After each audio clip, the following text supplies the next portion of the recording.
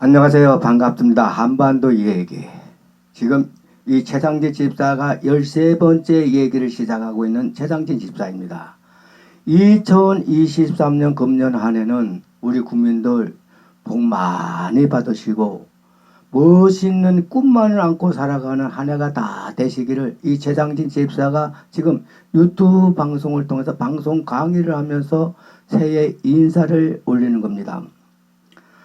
이 최상진 집사가 전하는 한반도 이야기는, 이 한반도는 우리 민족의 독특한 문화와 국민성을 형성해 나가면서 역사적으로 볼 적에는 우리 민족의 정통성을 이어온 특별한 의미가 담겨져 내려온 것이 이 한반도라는 얘기예요.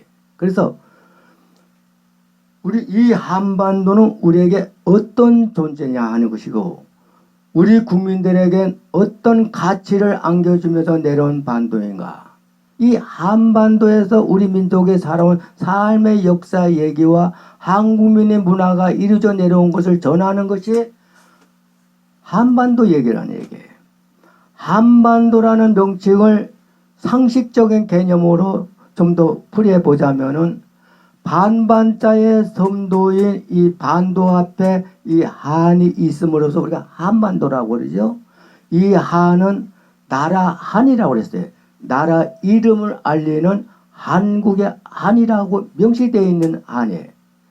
이 한은 대한의 한에서 내려온 것이다, 이렇게 볼 수 있는데, 대한민국이란 나라는 대한제국을 역사적으로 거쳐 내려오면서 우리는 대한이라는 나라 말로도 사용하고 있고, 또한 한국이란 나라 말로 약칭과 준말로 우리가 사용하면서 살아가고 있죠. 그러니까 이 한은 대한의 한이고 한국의 한이다 하고 명시되어 있는 거예요.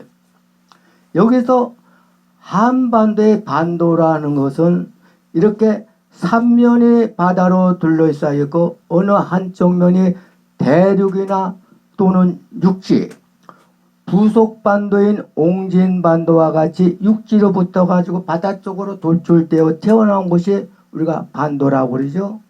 한반도는 지금 한쪽 면이 어느 쪽으로 붙었냐면은 북쪽으로 붙어가지고 중국 대륙을 경계선으로 하면서 연해주 땅, 두만강 이쪽인 러시아 땅인 연해주와 16.5km를 거리를 두고 마주 대하면서 지금 동해와 황해와 남해를 품에 안고 태어난 반도예요. 고구려 발해 때에는 우리 국토가 만주 일대까지 확정된 적이 있지만은, 삼국 통일 이후에는 대략 압록강과 두만강으로 한정되어 있는 것을 볼 수 있었죠. 근데 고려 시기에는 이 함흥, 그러니까 쌍성총광부라 할 수 있는 이 함흥 시대, 이 지역까지 이 온 나라의 지배를 받아왔던 것이 이곳이에요. 이 고려 시대인 온 나라의 지배를 받아오던 함흥 이 지역은, 쌍상총광부라는 것은 태조 이성계가 자기가 살아가던 이 고려의 공양왕을 멸망시키고 그는 1392년에 조선을 세워가지고 왕이 앉던 전에, 그러니까 이성계가 병방의 장수로서 이 많은 전공을 세웠던 것이 이 함흥 지역이에요. 이성계는 고려 개경 중심인 이 귀족 중앙 출신이 아니고 온 나라의 지배를 받아오던 이 함흥 지역의 병방 세력 중심인 병방 출신 장수예요. 아무리 많은 전공을 이성계가 세워도 정치적으로는 출세하는데 한계에 막혀 불만과 한을 가진 분이 이성계라고 볼 수 있는데, 왜냐하면은 고려 시대에는 정치, 경제, 권력, 국방의 모든 권력은 누가 갖고 있었느냐? 개경 중심의 귀족들이 움켜쥐고서는 이 노나먹기식으로 정치를 해온 것이에요. 오죽했으면은 일천축전이라는 게 있었죠. 부모가 어느 한쪽이 이 천민 출신이라면은 그 자식도 대대로 무조건 하여튼 천민이라는 이 낙인이 찍히면서 살아온 거예요. 이 정도전이가 이 일천축전에 해당되는 인물인데, 정도전이는 이성계와 구테타 동지죠. 좋게 말하면 혁명의 동지예요. 이 정도전이는 아버지 쪽으로는 이 과거에 급제해가지고 벼슬을 한 집안으로 아무 문제가 없는데 어머니 쪽이 문제예요.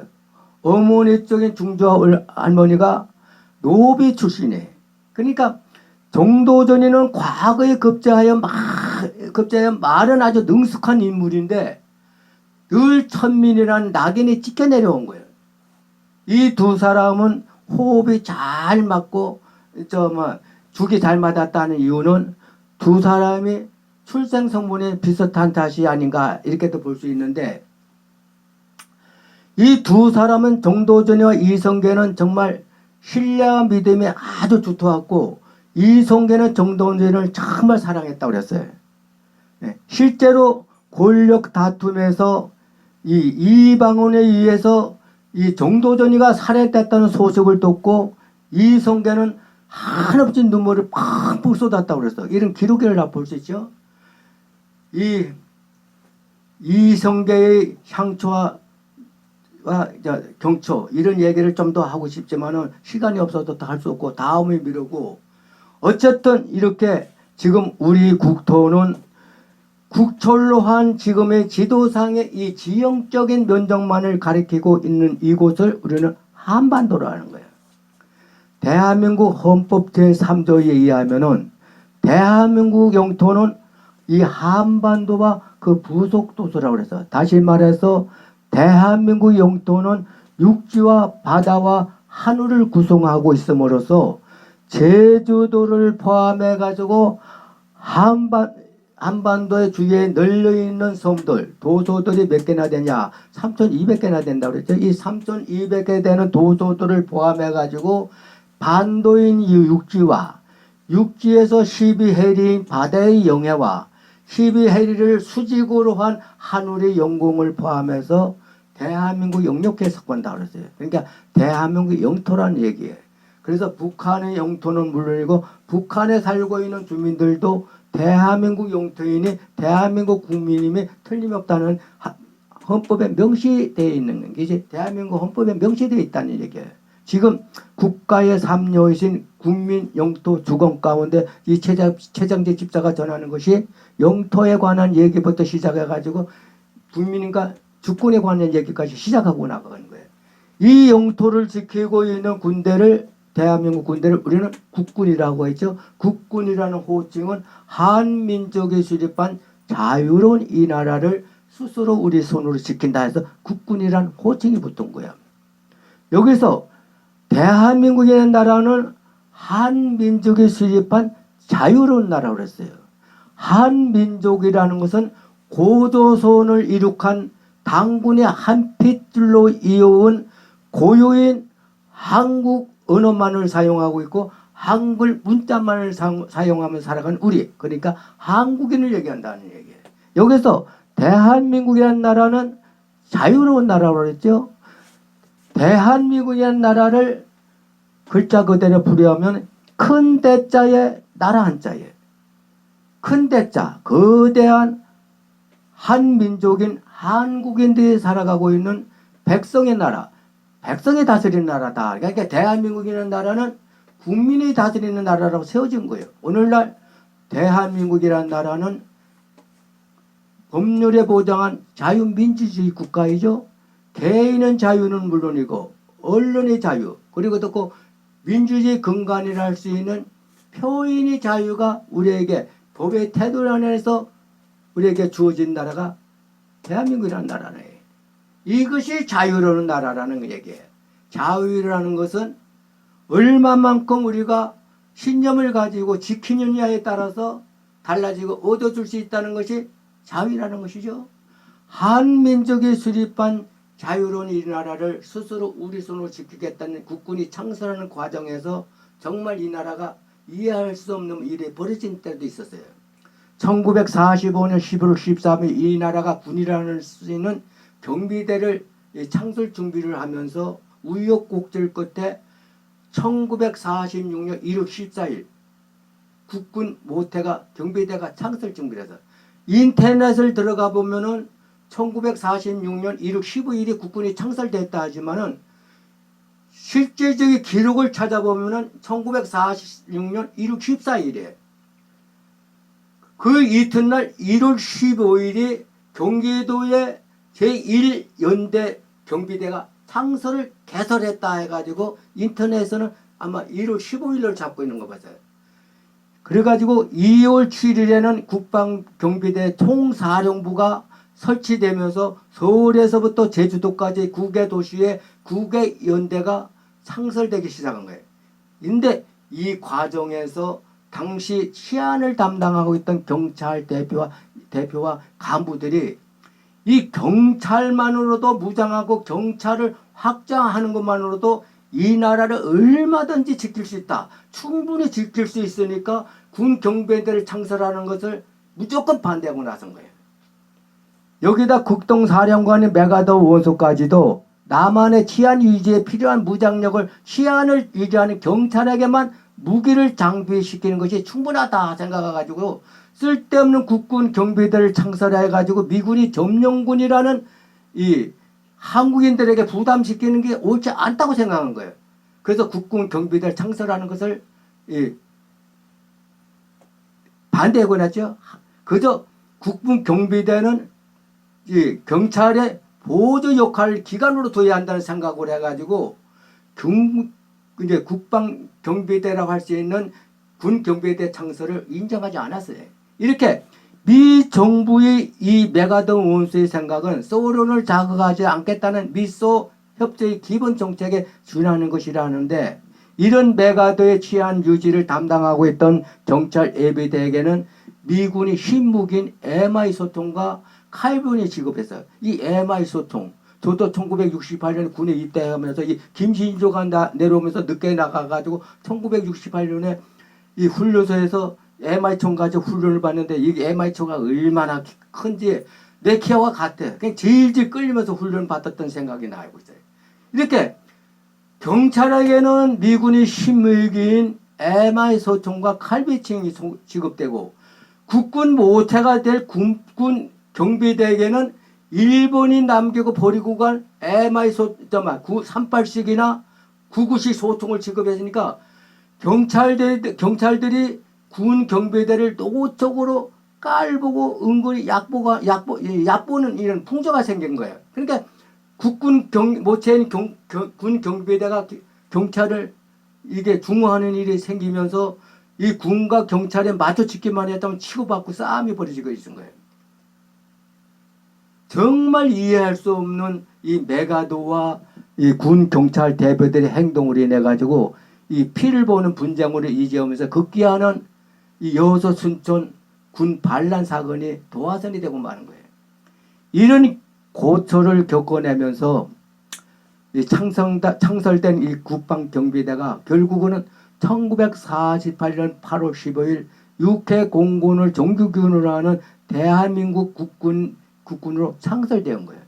여기서 1948년 8월 15일은 어떤 날이냐 하는 것을 주시해 보자는 얘기예요.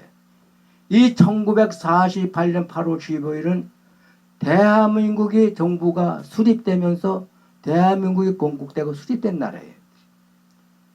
1919년 4월 10일경에 이 중국의 상하이 프랑스 조개지라는 곳에서 이 독립운동가들이 모여 지금의 국회와 비슷한 이 임시 의정원을 만들어 가지고 나라의 이름을 대한제국에서 대한민국이라 바꾸고는 기록상으로는 4월 13일에 대한민국 임시정부가 세워짐을 정식으로 세상에 선포하면서 공포한 날이에요.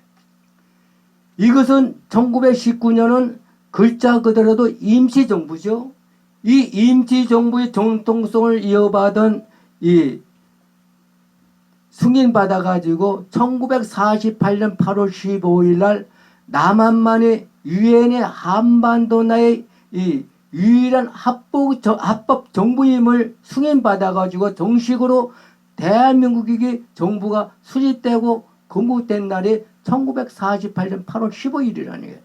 이때 그 당시에 한국인들은 이 쌍수를 들고 환영했지만은 소련과 이 북한의 김일성의 지령을 받은 이 공산 세력인 이 좌익 세력들은 결사적으로 반대하고 나선 거예요. 이 공산 세력들은, 좌익 세력들은 어떻게 하든지 진정한 해방군은 소련군이라는 것을 한국민에게 믿게 하면서 남한에서 미군을 철수시켜 한반도를 공산화시키려는 목적을 두고 절대적으로 반대하고 나선 거예요. 실제로 1948년 말까지 남한의 미 제24단 군단과 2개 사단인 이 병력에 주둔하고 있었죠. 근데 1948년부터 미군 주력이 한국에 설순하기 시작하면서 1949년에 8월 29일 미군이 완전히 철수하자 북한은 어떻게 보세요? 남한을 가볍게 보면서 6.25라는 전쟁을 불러일으킨 거 아니에요? 이것을 보면은 그 좌익 세력의 공략에 성공했다고 볼 수도 있는 거예요. 지금도 싸움이라는 것은, 전쟁이라는 것은 서로 비슷비슷하면 전쟁이 일어날 수가 없어요. 한쪽에 기울어지면은 전쟁이라는 것은 이렇게 주워박을 수 있는 거죠. 지금 북한의 김정은은 남한을 얕보고 있으면서 미군만 철수하면 주워받겠다는 얘기예요. 지금 한국 사회에서도 이 지금 미군을 철수하라는 사람이 한국 사회에도 꽤 많죠. 우리 한국이 공산화 되더라도 우리가 잘 먹고 잘 살면 되지 않느냐는 논리를 핀 사람도 제법 많다는 얘기예요. 여기에다가 김구와 이 김규식 같은 남부 협상파들은 분단을 고동화시키는 것이라 해가지고 절대적으로 반대하고 나선 거예요. 이런 우여곡절 끝에 남한만이 1948년 8월 15일 대한민국 정부가 세워지고 동시에 국군이 창설된 거예요. 이렇게 되자 북한의 김일성도 부랴부랴 25일 후인 9월 9일 날 1948년 9월 9일 날 조선민주주의 인민공화국이라는 나름대로 북한을 정부를 세웠는데, 그러나 이 북한은 유엔의 나라로 인정하지 않자 그 당시 공산국가들인 폴란드, 헝가리, 체코슬로바키아, 불가리아, 예, 그리고 이 북베트남 이런 나라들에게 인정을 받으면서 북조선을 세웠는데, 이런 나라들은 2차 세계대전 당시에 소련에 의해 조지에 공산화되면서 공산국가가 된 나라들이에요. 그 당시 중국 대륙은 국민당을 이끌고 있던 장개석 총독인 장제수와 공산 가치를 외치면서 공산당을 이끌던 모태똥인 마오쩌둥과의 피비린내 나는 이 내전 싸움이 겪고 있을 때라 북의 김일성은 전적으로 소련에 의지하고 손을 내밀고 있을 때야 돼. 이 북한이 겨우 이 나라로 인정받기 시작한 것은 언제냐? 미주 수교 때인 1971년 가서야 중국과 러시아의 입김에 유엔으로부터 겨우 나라의 인정을 받기 시작한 것이 북한이라는 얘기예요. 이때 미국의 기존에는 한국보다 더 오랜 우방국인 타이완, 대만의 독립을 지지 않는다고 공식 입장을 내는 것이 미국이죠. 왜 이런 얘기를 하면은 미국 대통령이 바뀔 때마다 한국과 미국의 우방 정책이 어떻게 변할지 모른다는 위기감이 나뿐이 아니야. 우리 국민이 다 앞서고 있다는 얘기예요. 한동안 북한은 자기들이 지금도 그러죠. 자기들이 1948년 9월 9일 인민공화국 창건일을 대대적으로 선전하면서도 대한민국의 건국일이 1948년 8월 15일이라 하면은 어떻게 하고 있어요? 눈알을 부라리면서 으르렁거리면서 남한을 불바다로 만들겠다고 그래요. 그 우리 정치하는 분들이 대한민국 건국 수립된 날이 1919년 4월 10일이다 하면은 임시정부 시절을 대한민국 건국되고 수립된 날이라 하면은 아무 소리 안 하고 있어요. 아무 내색을 안 하고 있죠. 한마디로 북한은 자존심이 상하지 않는다는 거예요. 1948년 8월 15일 유엔의 한반도 내의 합법 정부임을 승인받아 세워진 대한민국을 인정하지 않겠다는 얘기예요. 자기들이 세운 1948년 9월 9일을 인정하라는 얘기예요. 자, 오늘도 시간이 다 돼서 여기까지입니다. 다음에 이 14번째 얘기를 다 경청해 주시고 이제 구독을 신청해 주시면 정말 감사하겠습니다. 14번째 얘기를 15일 후에 계속 강의를 시작해 나갈 것입니다. 안녕히 계십시오.